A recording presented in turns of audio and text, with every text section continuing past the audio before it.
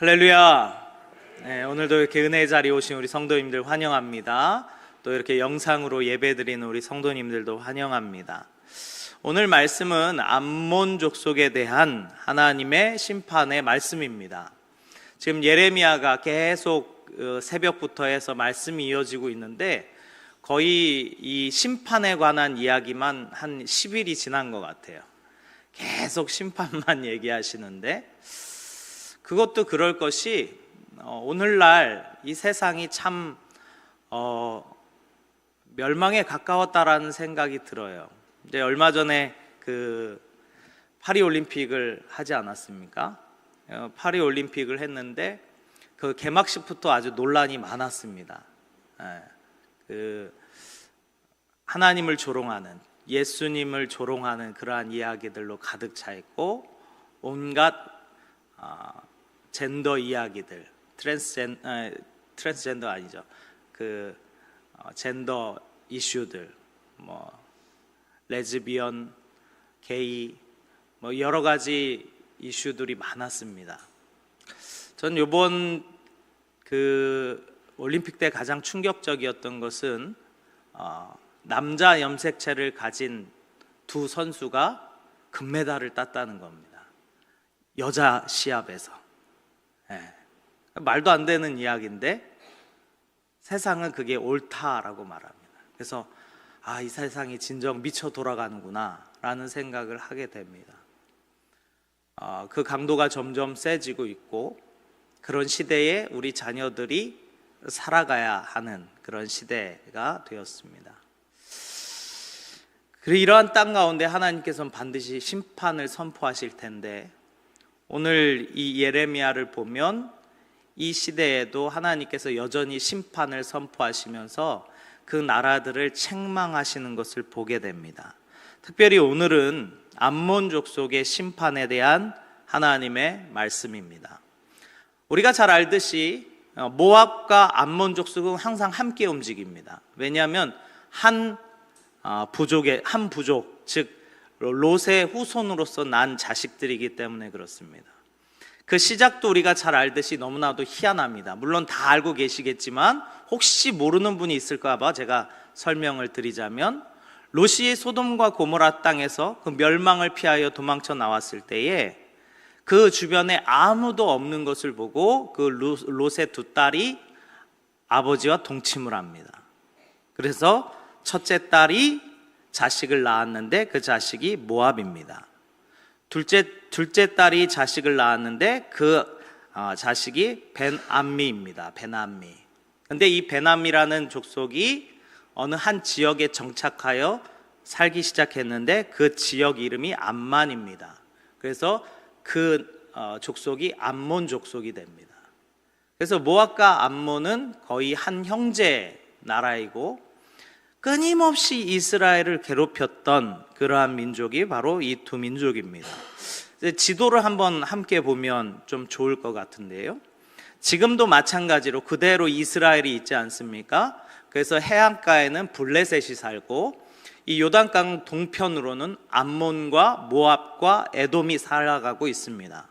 오늘은 그 암몬 족속에 대한 심판에 대해서 하나님께서 말씀하시는데요. 암몬의 수도는 라빠라고 합니다. 라빠. 그래서 암몬의 수도가 라빠입니다. 암몬은 수시로 이스라엘 백성들과 충돌하였습니다. 왜냐하면 국경을 접하고 있고 시시때때로 이 이스라엘과 전쟁을 일으켰던 민족이 바로 이 암몬 족속이기 때문에 그렇습니다. 이스라엘이 출애굽할 때에 그리고 가나안 땅으로 넘어갈 때에 그들 가운데 모압과 암몬 족속이 있었어요. 그래서 저 가나안 땅을 가려면 이 모압과 암몬 족속을 가로질러 가야 가장 빠릅니다. 그래서 이 이스라엘이 요청을 합니다. 암몬에게 우리가 너희를 지나가도록 허락해라. 그랬더니 그들이 그것을 허락하지 않습니다. 자, 광야에서 생각해 보세요. 광야에서 가장 빠른 길을 놔두고 아주 덥고 척박한 땅을 돌아가야 된다. 그러면 죽음을 각오해야 되는 상황인 거예요. 이 암몬 족속이 자신들이 가지고 있는 길 한 구석만 터줘도 바로 지나갈 수 있는데 그들이 그것을 허락하지 않습니다. 그런데 하나님께서 그들과 다투지 말라 말씀하셔요. 그래서 이스라엘 백성들은 결국은 그들과 전쟁하지 않고 돌아갑니다. 하나님께서 이 암몬도, 모압도, 심지어 에돔까지도 다투지 말라 하셔요. 너희의 형제이기 때문에. 그래서 그 광야길을 돌아갑니다. 이스라엘 백성들이 그 광야길을 괜히 오래 돈 게 아니라 하나님께서 형제 국가라는 싸우지 말라는 거예요. 근데 가로지르는 건 허락하지 않습니다. 그러니까 돌아가는 거예요. 그 척박한 땅을. 그래서 이스라엘 민족이 그 땅을 바로 가로가지 못한 채 돌아서 가게 됩니다. 그래서 유대인들이요, 이 암몬 족속을 미워하는 이유 중에 하나가 이스라엘 백성들이 통과할 도로를 빌려주지 않았기 때문에 이 암몬 족속을 싫어합니다. 그리고 또 이 이스라엘이라는 나라가 왜 이 암몬 족속을 싫어하냐면 이 발람이라고 하는 그러한 제사장이 있었는데 하나님의 제사장은 아니죠. 근데 그에게 이 발락이라는 모압 왕이 저 이스라엘을 저주해 달라는 주문을 합니다. 그래서 발람이 그 이스라엘을 저주하려고 할 때 같이 그 저주를 도왔던 자가 바로 이 암몬입니다. 그래서 하나님께서는 이 모압과 암몬에 대해서 멸망을 선포하셨고 이스라엘 백성들도 이 나라를 싫어하십니다. 이처럼 역사적으로 아주 자주 맞물려 있었고 부딪혔던 민족이 이 두 민족이에요. 형제라는 이름이 무색할 정도로 서로 돕지 않았습니다. 그리고 오늘 말씀을 보면 49장 1절인데요. 우리가 같이 한번 읽어보도록 하겠습니다. 시작. 암몬 자손에 대한 말씀이라. 여호와께서 이와 같이 말씀하시되 이스라엘 자식이 없느냐, 상속자가 없느냐, 말감이 갓을 점령하며 그 백성이 그 성읍에 사는 것은 어찌 됨이냐. 오늘 하나님께서 암몬 족속을 심판하는 이유 중에 하나는 무엇이냐면 이 암몬 자손이 이스라엘의 땅을 차지했기 때문에 그래요. 이게 언제였냐면 주전 722년입니다. 주전 722년에 이 이스라엘 왕국이 아수르에 의해서 점령당하고 그래서 이 이스라엘 10지파가 아수르에 의해서 끌려가게 됩니다. 그때 그들의 땅이 비어버려요. 마침 그 요단강 동편에 있는 갓 지파가 그곳에 자리를 하고 있었는데 그 자리가 싹 비니까 이 암몬이 그 자리를 싹 차지합니다. 근데 이것에 대하여 하나님께서 악하다고 보신 거예요. 사실 암몬은요, 이전부터 호시탐탐 이스라엘 땅을 넘봤습니다. 그리고 끊임없이 침공했습니다. 사사기 시대에 입다라는 사사가 있었는데 그 시대에도 이 암몬이라는 족속이 이스라엘을 쳐들어오게 됩니다. 그리고 쳐들어와서 하는 이야기가 무엇이냐면 입다가 너희가 어찌 우리 이스라엘 땅을 쳐들어오냐 하였더니 요단강 동편은 다 원래 우리의 땅이었는데 너희가 빼앗지 않았느냐, 돌려달라 그런 거예요. 그런데 사실 역사적으로 볼 때에 그 요단강 동편은 비어있는 땅이었어요. 사실 이스라엘이 거기에 처음 도착했을 때 르우벤 지파와 갓 지파가 그 땅이 비옥한 것을 보고 그 가나안 땅으로 넘어가기를 원치 않아 했습니다. 그래서 모세가 불같이 화를 냈죠. 너희 형제가 다 저 가나안 땅에 가서 저 가나안 땅을 점령하라고 하나님의 명령을 들었는데 너희가 어찌 그 땅을 안 넘어가려 하느냐. 그랬더니 그러면 우리가 그곳에서 같이 전쟁을 치를 터인데 이 땅을 우리에게 주시오라고 이야기를 합니다. 그래서 거기에서 성읍을 짓고 이스라엘이 처음으로 이 르우벤 지파와 갓 지파가 그곳에 정착하게 되는데 그때 암몬은 없었어요. 그 땅에 없었다 이 말이에요. 그런데 이 사사시대 때에 이 암몬 족속이 와가지고 하는 얘기가 그 땅 내놔라 그런 거예요. 원래 우리 땅이었으니까. 그래서 입다가 뭐라고 말하냐면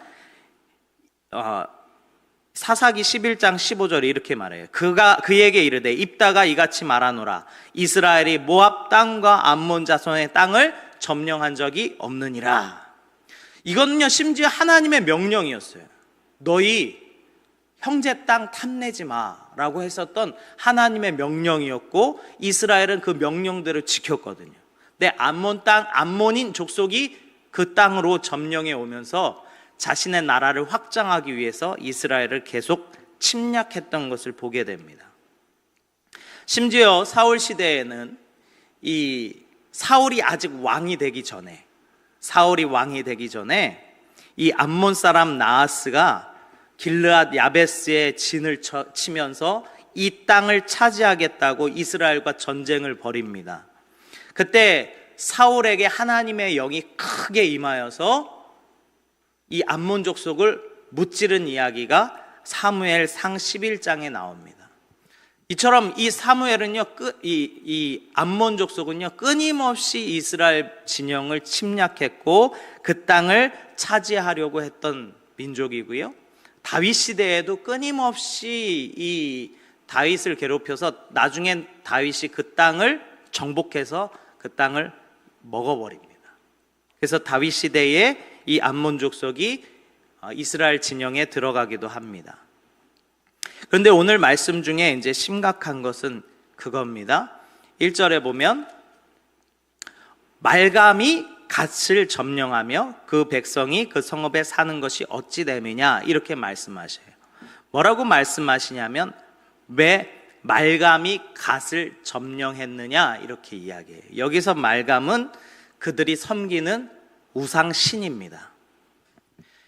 성경에는요, 이 말감을 밀곰이라고도 부르기도 하고 몰렉 또는 몰록이라고 부르기도 합니다. 다 같은 신이에요. 이 말감이라는 신을 이 암몬 족속이 섬겼던 신인데, 이 말락이 이스라엘을 점령하며 그 땅을 차지한 것에 대하여 하나님께서 아주 심하게 경노하신 거예요. 그래서 2절에 보면 하나님께서 뭐라고 말씀하시냐면 여호와의 말씀이니라. 그러므로 보라, 날이 이르리니 내가 전쟁 소리로 암몬 자손의 랍바에 들리게 할 것이라. 랍바는 베어더미 언덕이 되겠고 그 마을들은 불에 탈 것이라. 그때에 이스라엘은 자기를 점령했던 자를 점령하리라. 여호와의 말씀이니라. 이 말감이라는 신은요, 인신제사를 받는 신입니다. 인신제사. 그것도 특별히 어린 아이들을 받는 신이에요. 이 그림을 한번 보면요, 이 말감이라는 신이 소의 머리를 하고 있고 몸은 사람의 형상을 하고 있어요. 저게 이제 이 청동이나 철로 되어 있는데 그 밑에서 불을 계속 지핍니다. 그러면 이 계속 지피는 것 때문에 그것이 뜨거워지잖아요. 근데 손을 이렇게 내밀고 있어요. 그러면 이 내민 손에다가 무엇을 두는 거냐면 아이를 두는 겁니다. 아이. 그러면 이 아이가 이 뜨거운 데서 몸부림치다가 떨어지잖아요. 그러면 그 떨어지면 이 밀곰의 몸 안으로 들어가는 구멍이 있어요. 그 구멍으로 들어가서 불타 죽는 겁니다. 이 암몬 족속이 이 밀곰이라는 이 신을 섬기고 있었는데 그 우상이 저 이스라엘 땅을 점령하는 것을 하나님께서는 참을 수가 없는 거예요. 얼마나 끔찍한 일이었냐면 심지어는 부모들이 직접 그 제사장에게 갖다 바쳐서 제사에 올리도록 했습니다. 근데 아이의 울음소리가 들리지 않도록 하기 위해서 옆에서는 북으로 계속 쳐댑니다. 아이의 울음소리가 들리지 않게 하기 위해서. 그런데 이 우상을 이스라엘 백성들도 섬깁니다. 이스라엘 백성들도 이 밀곰이라는 신을 섬깁니다. 특히 남유다 므낫세 왕 때, 아주 악한 왕이었거든요. 이 므낫세 왕 때 이 암몬이 섬기던 밀곰, 즉 몰렉이라고 하는 신에게 자신의 자식들을 바치는 것이 기록되어 있습니다. 그래서 예레미야 32장 25절에 보면 또 그들은 자기들의 아들, 딸을 불태워 몰렉에게 제물로 바치려고 흰놈의 아들 골짜기 바알 산당에 쌓아 놓았는데 라는 표현이 있어요. 성경에 보면 흰놈의 골짜기라고 있거든요. 거기가 우상 숭배가 아주 극심했던 지역인데 그곳에 자리 잡고 있었던 신이 바로 이 밀곰, 몰렉이라는 신입니다.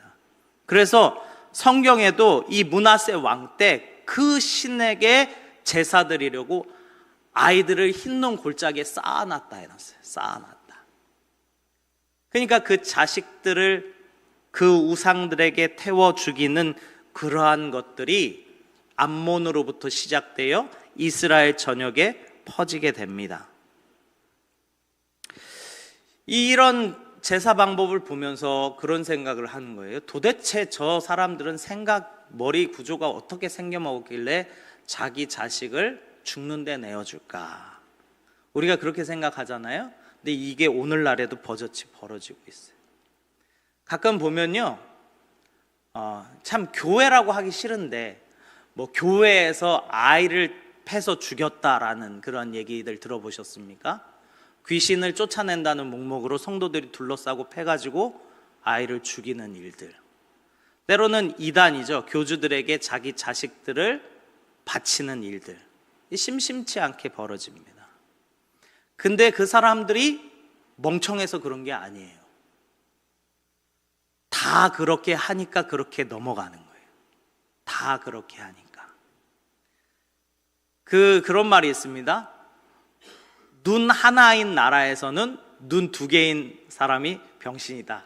이런 얘기가 있어요. 마찬가지예요. 자신의 이익과 자신의 만족과 자신의 성공을 위해서 자식을 갖다 바치는 사람들이 점점 많이 늘어날수록 그것이 어느 순간 당연하게 됩니다. 보험 설계를 하는 제가 아는 한 친구가 하는 이야기가 저한테 그런 얘기했어요.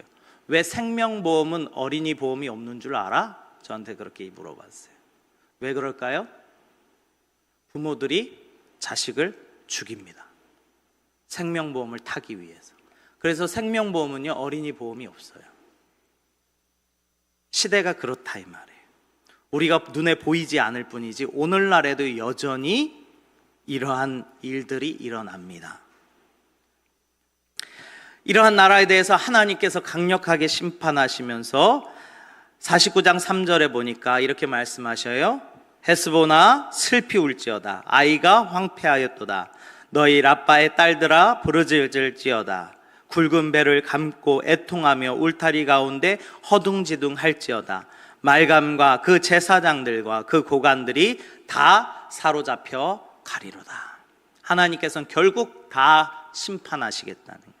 다 심판하시겠다는 거예요.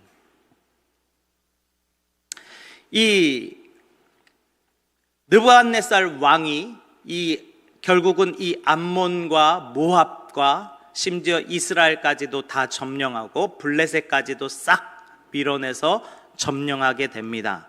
그때 하나님께서 예언하셨던 것 같이 그 암몬의 수도가 불타고 그들이 모두 폐허가 되는 일이 실제로 일어나게 됩니다. 또 하나님께서 그들을 심판하는 다른 이유 하나가 또 기록되어 있는데 49장 4절입니다. 우리 같이 한번 읽어보겠습니다. 시작. 패역한 딸아 어찌하여 골짜기 곧 내 흐르는 골짜기를 자랑하느냐. 내가 어찌하여 재물을 의뢰하여 말하기를 누가 내게 대적하리요 하느냐. 이 암몬이 세운 그 성 주변에는 골짜기가 흐릅니다. 물이 흐르기 때문에 그 땅을 침공하거나 그 땅을 점령하기가 쉽지 않았어요. 공성전을 할 때에 그 앞에 물이 흐르고 있기 때문에 그 성에 달라붙기가 쉽지 않았습니다. 그리고 이들은 매우 부강하였고 오늘 읽은 말씀과 같이 내가 어찌하여 재물을 의뢰하여 말하기를 누가 나를 대적하랴. 그들이 재물을 의지하여 말하기를 누가 나를 대적하랴. 그런데 이러한 모습이 다른 멸망한 나라들 가운데도 계속 나타나는데 48장 7절에 보면 모압도 이렇게 이야기합니다. 내가 내 업적과 보물을 의뢰함으로 너도 정복을 당할 것이라. 그모스는 그의 제사장들과 고관들과 함께 포로가 되어 갈 것이라. 즉 모압은요, 모압 역시 자신들의 업적과 그 보물을 의지하는 민족이었어요. 암몬도 그들이 가지고 있는 재물을 의지하는 민족이었어요. 심지어 에돔에게도 49장 7절에 보면 이렇게 말씀하십니다. 에돔에 대한 말씀이라. 만군의 여호와께서 이와 같이 말씀하시되 대만에 다시는 지혜가 없게 되었느냐, 명철한 자에게 책략이 끊겼느냐, 그들의 지혜가 없어졌느냐. 심지어 이 에돔의 대만이라는 도시는 지혜의 도시라고 불릴 만큼 엄청 번성했었는데 하나님께서 그 도시를 향해서도 말씀하시는 거예요. 너의 지혜가 지금 다 어디 갔냐? 너가 그렇게 붙잡고 또 맹신하고 있던 그 지혜는 다 어디 갔냐? 라고 물으셨어요. 즉 하나님께서 멸망시키시는 나라들 거의 대부분이 무엇을 의지하고 있습니까? 하나님이 아닌 다른 무언가를 의지하는 민족이었다라는 거예요. 다른 것을 의지하는 민족. 그래서 하나님은요, 그 의지하던 우상으로 그 민족을 치시는 것을 보게 됩니다. 여러분 잘 기억하셔야 돼요. 하나님께서는요, 그 민족이 의지하던 그 우상으로 그 나라를 치십니다. 마찬가지로 애굽을 하나님께서 벌하실 때도 그러셨어요. 그들이 섬기고 있는 그 우상의 형상으로 그들을 멸하신 것을 보게 됩니다. 그러면 우리도 마찬가지예요. 반드시 우리가 섬기는 우상으로 하나님께서 우리를 심판하실 거라는 거예요. 잘 기억하셔야 됩니다. 내가 설령 돈을 의지하고 있습니까? 하나님은요, 반드시 그 우상에게 배신당하게 하십니다. 내가 무언가 하나님보다 더 의지하는 게 있습니까? 하나님은 그것으로 그 민족을 치시고 하나님은 그것으로 그 사람을 치십니다. 그래서 우상은요, 반드시 배신하게 되어 있습니다. 왜냐? 그 우상은 믿음의 대상이 아니기 때문에 그래요. 그 우상은 믿음의 대상이 아닙니다. 그러기에 반드시 내가 믿었던 그것으로 그 사람은 망하게 될 것이다 라는 거예요. 오늘날에는 왜 우상이 없겠습니까? 오늘날에도 여전히 우상이 많지 않겠습니까? 단지 나무로 조각되지 않고 돌로 만들어지지 않았을 뿐이에요. 오늘날에도 여전히 우상이 많습니다. 이 우상들은요, 우리를 교묘하게 속이고 우리의 생각과 감정을 갉아먹습니다. 그리고 결국은 올바른 생각을 하지 못하는 지경까지 이르게 합니다. 마치 중독되는 것과 비슷해요. 도박을 하는 것과 비슷해요. 마약을 하는 것과 비슷해요. 우상을 따르다 보면 그 우상에게 집어삼켜지게 됩니다. 그래서 심지어 자기의 자식이라도 그 우상에게 갖다 바치게 되는 거예요. 오늘날 교회에는 이러한 일이 없습니까? 단지 눈에 보이지 않을 뿐이에요. 오늘날에도 여전히 교회 안에는 이 몰렉이라는 우상이 들어와 있습니다. 그리고요, 그 부모의 손으로 스스로 그 자식들을 그 몰렉의 신에게 갖다 주게 합니다. 주님의 일보다는 세상을 성공을 향하여 달려가게 만듭니다. 교회에서는 조금 모질한 자일지라도 하나님 앞에 붙들린 자가 더 영광스러운 일인데 부모들은 그렇게 생각하지 않습니다. 세상에서 좀 더 성공하는 자녀를 만들려고 열심히 우리의 자녀를 몰렉에게 갖다 바칩니다. 그것이 교회 안에 있는 몰락입니다. 우리 성도님들은 어떠십니까? 우리의 자녀들은 편안합니까? 어떻게 신앙생활 잘하고 계십니까? 사실 쉽게 물어볼 일은 아니죠. 가족 구원이 제일 어렵다는 것도 압니다. 그러나 때로는 내가 우리의 자녀들을 몰렉에게 넘겨주고 있지는 않았는가도 한번 살펴볼 필요가 있는 것 같아요. 왜 나의 자녀가 믿음으로 바로 서지 못하였을까? 왜 믿음으로 자라나지 못하였을까? 때로는 내가 그 일에 앞장선 건 아닐까라고 우리가 돌아봤으면 좋겠습니다. 결국 그 모든 악한 우상은요, 부모의 손으로 의해서 그 우상에게 갖다 바치게 합니다. 우상의 마지막 끝판왕은 무엇이냐면 자기 스스로를 우상화하는 것입니다. 이게 아주 선악과에서도 드러나는 이야기인데요. 하나님께서 선악과를 먹지 말라고 하시잖아요. 왜 선악과를 먹으면 안 됩니까? 선악과의 원래 명칭은 선과 악을 알게 하는 나무의 실과입니다.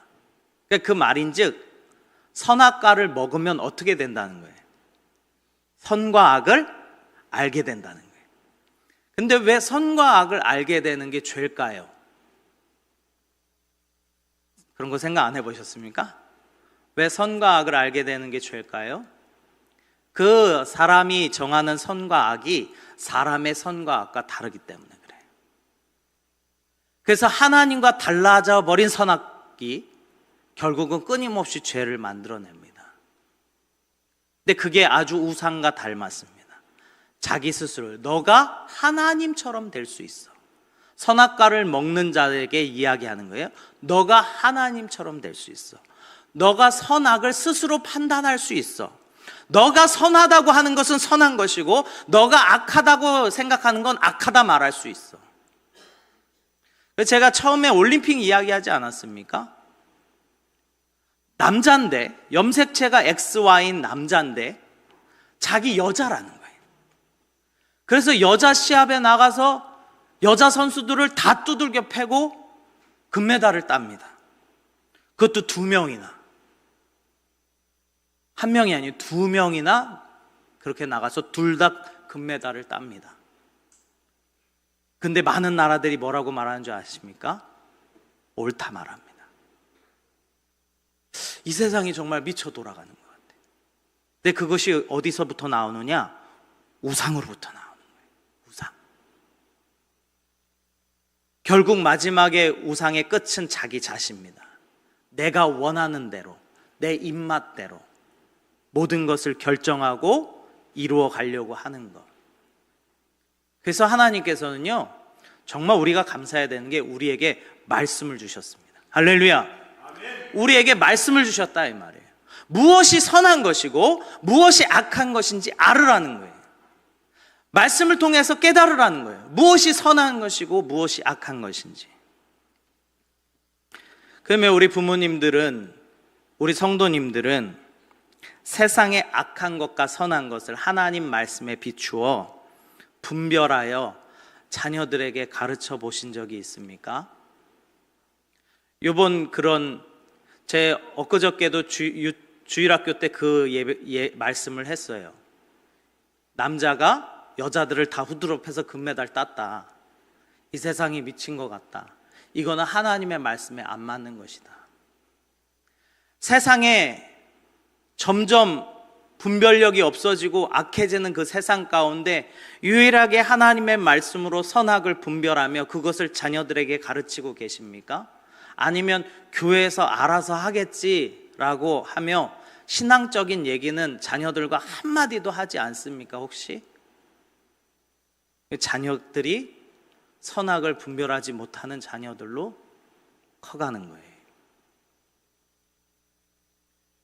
오늘 말씀의 제목이 그렇습니다. 보라 그날이 이르리니. 보라 그날이 이르리니. 반드시 그날은 우리에게 옵니다. 반드시 그날은 우리에게 옵니다. 그러기에 우리가 이 말씀을 간과할 수 없는 거예요. 정말로 나는 몰래개게 바치고 있는 자는 아닌가. 우리가 돌아보기를 간절히 소망합니다. 말씀이 전체적으로 무거웠는지는 모르지만 우리가 이 시대를 살아가는 자들로서, 그리고 우리 자녀들을 또 키워가며 자녀들을 세워가는 부모로서 정말로 이 마지막 시대에 하나님의 말씀으로 선악을 분별할 수 있는 그 분별력이 우리 성도님들에게 있기를 주님의 이름으로 축원합니다. 마지막까지 교회가 해야 되는 사명이 바로 이 사명인 줄 믿습니다.